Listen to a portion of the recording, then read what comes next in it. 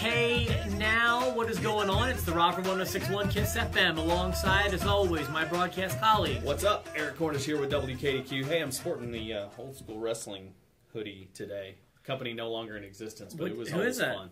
Oh, old school wrestling. Old school wrestling, yeah. They were a good group out of Western Kentucky. But incidentally, this is the first time I've ever worn this sweatshirt, and I don't think I'll be wearing it again. I don't like the color on me. Okay, all right. So we've got a nice little contrast. This is my second video blog of the day where I'm regretting wearing the shirt, and I can't even take it off because the shirt I have underneath of it is literally the same color from the same brand. Well, this isn't a fashion blog. This is all about wrestling. You wouldn't know it from our previous blogs, but yes, fashion is not our strong suit. No, not at all. What we do talk about is wrestling. We've got a lot of fun stuff to talk to you about today. Yeah, I got a few different things to cover. First of all, let's talk about big news in the WWE, I guess, depending on who you are.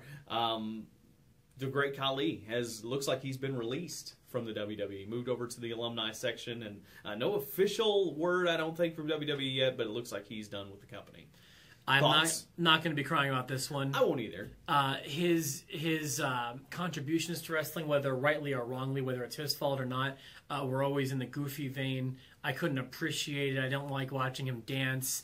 I don't like watching him sing. I barely liked watching him wrestle. So he didn't do it much for me. No, but if you go back to when he debuted, I mean, you can't really look at anybody who's had an impactful debut quite like this monster because, I mean, remember he beat The Undertaker with one foot on his chest, if you could remember that.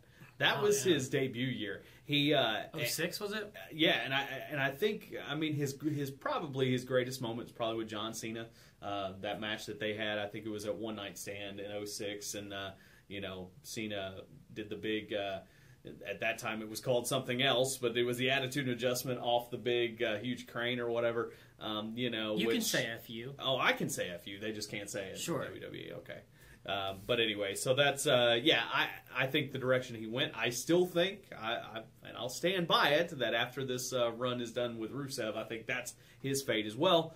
But Rusev, really? I really do. I'm telling you, that's his fate. He's going to end up being a comedic instead, because once they're done with the monster, what else can they do with him? That seems to be WWE's MO. Just saying. I'm not saying it's right. I'm just saying it's what they do. Correct me if I'm wrong. Wasn't Khali a world champion on some level? He was. He won a battle royal, if I'm not mistaken, to win that the world title. If he can win the world title, who can't? In today's day and age. Very true. My goodness. So anyway, best in your future endeavors. He's still a huge star in India. Oh my gosh, he's a bigger star than John Cena could ever wish to be in India. So he'll be fine. All right then. Do you have anything else you want to talk about? I do. The other thing, you may have heard this news. Jim Ross will be the play-by-play guy for the first Global Force Wrestling pay-per-view, which is actually an American broadcast of Wrestle Kingdom 9. In Japan. So is this Jarrett's thing? Jarrett is a part of this. He's probably going to be on the pay-per-view as well. They haven't officially announced a match with Jarrett, but Global Force is kind of partnering with all these international organizations to bring the pay-per-view to America. So the only problem with this is the original airing of this is going to be like at 2 o'clock in the morning. Question I have, will Jim Ross being a part of this pay-per-view help its buys? Help its buys, maybe, but it will certainly lend legitimacy to the show. I think that for people like us and for most wrestling fans right now, Jim Ross is the voice of wrestling. Mm-hmm. You can talk about Gordon Sully, you can talk about Lance Russell. Those are all great announcers. Even to me, I always thought McMahon was good, but he was the voice when I started watching wrestling. Monsoon and Heenan, those are for the older fans, I suppose. Jim Ross is the voice of my wrestling childhood and my wrestling heyday. And having him on any show, even if it was a show from the Coliseum, would lend credibility to it, I think. Yeah, I think that's the biggest thing. I mean, generally an announcer's not going to increase a buy rate on a pay-per-view, but if JR is a part of something, like you said, it's legitimacy. It's it's like, okay, well this is for real. They're really trying. He's been asked on Twitter, is this going to lead to a full-time job? And he said he doesn't want a full-time job, but then again, JR has been known to work people before. Yeah. So, for lack of a better term, it may not help the first pay-per-view sales, but it could help the second, if that makes any sense. And here we're talking about it. So, right. And we haven't really talked much about Global Force or New Japan. But you're going to enjoy a show with faces you don't recognize more with voices that you do. That's true. So we'll see. That's January the 4th. Again, airs at 2 a.m., but then the following day, I think it's going to air in prime time around 7. So, did you have anything else? I don't, but I know you have an email that we need to get to here. I think this will be a lot of fun. I got another great email from Steve. Thanks for listening, Steve in Evansville. He wrote to me, okay, it's Team Rob versus Team Eric.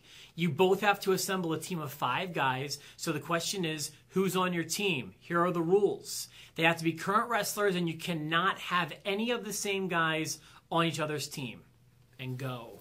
All right. So first of all, Steve, want to thank you. And Steve always great at helping us promote the show, too. He's putting it on his Facebook and everything else. So, Steve, definitely #1 fan of the Enhancement. Steve is definitely the best, and this is a great topic. He's oftentimes given us a few good topics, and I'm excited to do it. I took kind of a storyline approach to mine. Okay. I didn't pay a whole lot of care to injury roster, at least storyline injuries, I'll say. Okay. So, for example, I didn't include Daniel Bryan on my list. Oh, okay. But somebody like Roman Reigns might appear. Okay, I got you. Well, I just put down who I would want on my team to carry it, just out of a lot of different criteria. Just who I think's the best, who I think I would like to see. So you mentioned your name first, so go ahead. You get first pick. Well, I have 5 names and I have 5 alternates in case we choose the same names. Gotcha. The first person on my team was a no-brainer. Whether you're talking about a real wrestling match or you're talking about storylines, the undefeated machine right now is Brock Lesnar. Where's the pen? Okay, #1 off my list too. Was he your number 1? He was my #1 pick. Why don't you leave that pen right here because we'll probably have to do a little bit of scratching. Brock Lesnar with Paul Heyman in his corner. I would take him if it was 1 on 5 probably, but if you're going to give him 4 partners, I can't see how anyone's going to beat Team Heyman or Team Lesnar. Yeah. He's my first choice. Totally agree. However, I do agree with the fact that even if he was going to be on this pay-per-view, the real Survivor Series, I would have left him out of a Survivor Series match because I feel like he would have been, better suited that way. But he's not on the pay-per-view at all, so we don't. And I'm going to take notes so we can look at the teams at the end here. All right, here we go. My #1 pick, and I've got to do this because, one, if I want my team to win, there's nobody else you want to put on your team but John Cena. Because John Cena is, I'd say 9 times out of 10 going to figure out a way to win. Probably going to be your sole survivor. So whether you like him or not, I feel like you got to have John Cena on the team. He will be my team captain since you took Brock. He was my third choice. Sandwiched in the middle there is a controversial figure, but joining Team Rob is Rusev. Ooh, Rusev, nice. Machka, or whatever they say there. Yeah. He's joining Team Rob because he's also unstoppable right now. And imagine those two together, just Brock and Rusev as a team. Yeah. You could see Rusev make the tag to Brock Lesnar on Team Rob. So go ahead, sir. It's pretty solid. After Cena, I'm going to have to go with the Lunatic Fringe, Dean Ambrose. I feel like he's got the best upside right now in wrestling. I feel like he might have not been the plan, kind of like Daniel Bryan wasn't the plan a year and a half ago or whatever. I feel like Dean Ambrose is going to have to be that guy. He may not be there yet, but he's going to be that guy that's going to be a huge star. And I think added to Team Cena here on Eric's side, I like that. Dean Ambrose is a great get, but did not. He was one of my alternates. Okay. So my team is still intact. Joining Team Rob is Randy Orton, who is not only a capable wrestler, the Apex Predator, the Viper, but he is angry right now. That's true. And he's out for blood. So he's joining Team Rob. Very nice. You know what? I didn't have Randy Orton down on my list, but Randy Orton, I've got a love-hate relationship with him because sometimes I think he's the best worker in the business. Sometimes I think he's the most entertaining to watch, and sometimes I get bored with him. So it kind of goes back and forth with me. So not going to make my team. Okay. But this guy I never get bored with. I have never been bored with this guy. I don't care what he's doing, and I just hope. It looks like they're getting behind him. I'm talking about Dolph Ziggler. Dolph Ziggler, one of the most entertaining wrestlers there is, whether he's taking a beating, whether he's dishing it out. And I think Dolph would be a perfect addition to any team, and I like what they're doing with him for this Survivor Series so far. Dolph is a great choice. He was one of my alternates as well. But in my opinion, a stronger choice right now, I believe this should qualify. I want Triple H.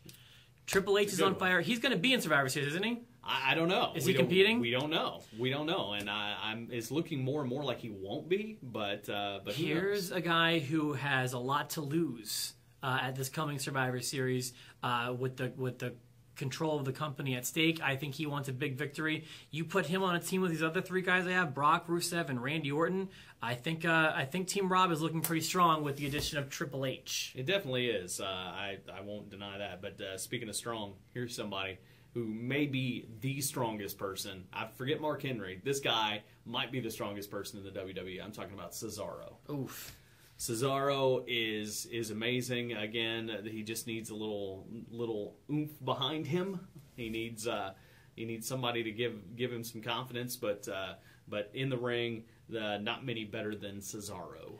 Well, I'm liking the way my team is shaping up, and the final addition to Team Rob in this Fantasy Survivor Series is going to be Roman Reigns. All right. Reigns is a guy who, although is not one of my favorites, seems to have that on the jet on his back. He doesn't have a whole lot of losses. He seems to be the company guy who gets protected, and he is the 5th member of Team Rob, Mr. Roman Reigns. Not bad. Now, Roman Reigns was a little farther down my list as an alternate. I like Roman Reigns. I like his look. I like the way he works in the ring. He's just missing one little it factor. I agree completely. And if he could get that on the mic and get that it factor, he could be one of the biggest stars ever. But let me make it clear. I only have Roman Reigns because you stole Cesaro. I gotcha. Well, here's somebody I'm glad you didn't steal from me, and it's going to round out my team. And it's a guy that's just so different, and it makes him so good. And I'm talking about Bray Wyatt. Bray Wyatt is going to round out my Interesting. team. I think Bray Wyatt is just so unique and really can do no wrong. I mean, think about how many times he's lost. And talk about, we were talking about Ryback not too long ago and how they had to build him back I gotta tell you, I didn't even think about Ryback. How did they have to build Ryback back up from all of the just horrible booking that he had, and he lost so much when he shouldn't have lost. But here's Bray Wyatt, who's lost quite a bit, but it hasn't hurt him. Right.